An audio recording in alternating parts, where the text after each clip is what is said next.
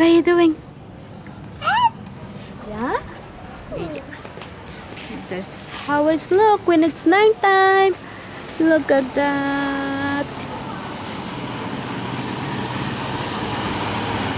There's so many tricycles there going 1, 2. Ayan. Jimmy. Yan, laro siya naglaro sa labas. Yan lang ang gusto niya. Sa loob kasi sobrang init eh. So, kasi walang aircon. Gawa ng yung room namin, hindi namin magamit. Gawa na nga may amoy pa nga ng paint. So, hindi pa namin siya magamit. What's wrong? Yeah, damn. Ganito yung itsura niya paggabi dito. Madilim. Hindi naman masyado. May ilaw naman. Tsaka may ilaw naman kami dito sa may harapan namin. So, hindi naman masyado. Ayan. Ah. That's how it goes.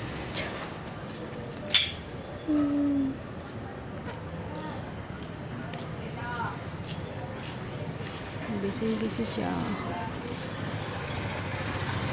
And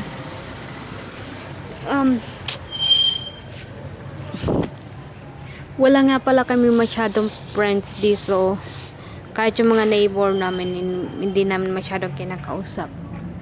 Kasi ayaw nung asawa ko naggulo eh.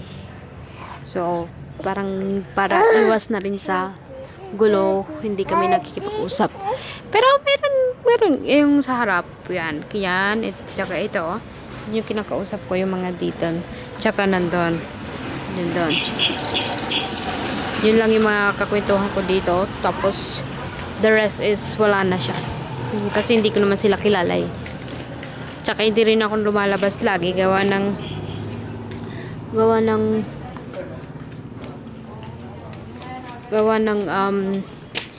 kasi nga dito sa anak ko, ayoko sa kagat ng lamok. Baka magkaroon ng dengue. Ayan, kahit siya, dito lang siya. Yung laruan niya dito lang mismo sa front yard. Ayan, ganyan lang siya dyan. Laro-laro lang siya. Ikot-ikot lang siya dyan. Ayan. This coming Christmas nga pala, ang regalo namin sa kanya is yung kanyang bicycle. Gusto niya ng bike. So, yun yung bibili namin sa kanya. Masyadong, yan, pag ganitong oras ang tahimik. Hindi naman masyadong matao, matahimik lang.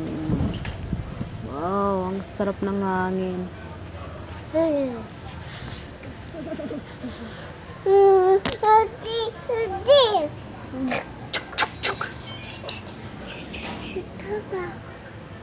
One.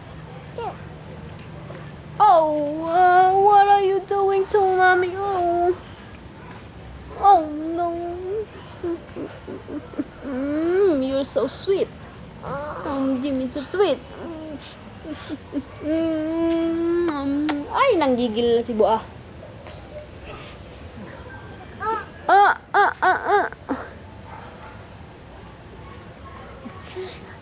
A B. Yung anak ko nga pala, hindi pa siya masyado nagsasalita. Kasi, wala naman siya nakakausap lagi. Kami lang naman nakakausap niya lagi. So, hindi pa siya masyado nagsasalita. Sinasabihan niya ako ng die. Ow! Binatukan ako. Okay, enough. Let's go. Vlog? You gonna vlog? Hi.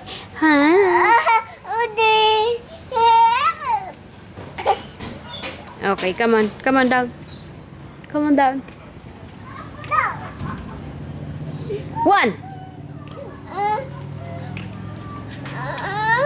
Okay. Come on,